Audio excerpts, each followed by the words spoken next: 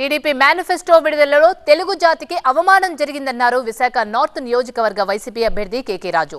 మాయల మరాఠీ చంద్రబాబు చెప్పింది ఏదీ చేయరని విమర్శించారు. అదే జగన్మోహన్ రెడ్డి చెప్పిందే చేస్తారని చేసేదే చెప్తారన్నారు కేకే రాజు. తాటిచెట్లపాలెం మార్కెట్ ఏరియాలో కేకే రాజు ఎన్నికల ప్రచారాన్ని నిర్వహించారు.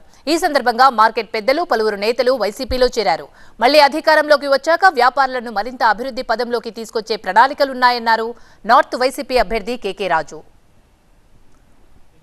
అనేవాడు మాయల మరాఠీ అబద్ధాలు అసత్యాలతో ప్రజల్ని 2014 ఎన్నికల్లో 600కు పైగా హామీలు ఇచ్చి మోసగించి ఒక మేనిఫెస్టోలోని అంశాలను ఒక్కటి కూడా అమలు చేసిన పాపన పోలేదు.